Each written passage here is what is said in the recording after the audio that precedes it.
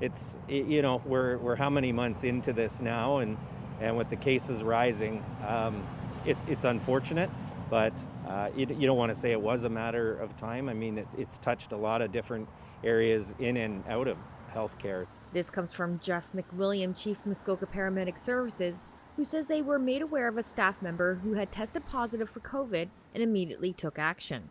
So the paramedic at that time was not out in the field and was not out working with patients. So there was no interaction with any patients at that time. There were some limited interactions with staff members within our service, but again, in consultation with public health, those are deemed to be low risk situations. So we're cautiously optimistic that the other two that are isolating comfortably at home will be negative. So I really give the strength of our screening process the credit for catching this, and the medics being transparent and open and saying that there was some close contact outside. And immediately when they found out about that, they've been isolated since then. As well, McWilliam says they have daily screenings of all staff members and vigorous cleaning practices in place.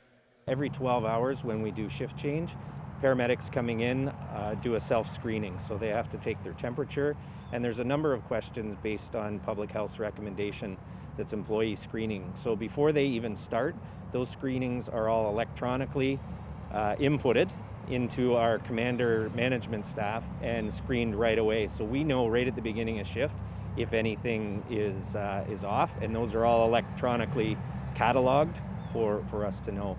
And again, we're wearing masks all the time in the buildings. We're in the vehicles with masks.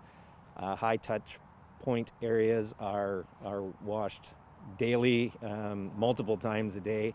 Vehicles are washed multiple times a day. So lots of cleaning going on in here, I'm sure you can imagine. The staff member will be in isolation until they have recovered and can return to work.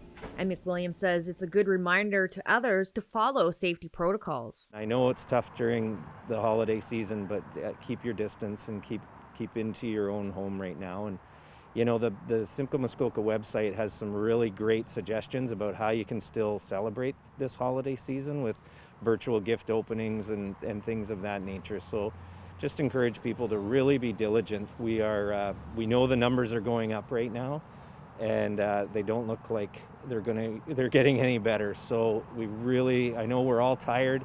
We've heard it lots. There's COVID fatigue, but this is really the time to step up and be diligent. Reporting in Bracebridge, I'm Samantha Johnson for Cogeco News.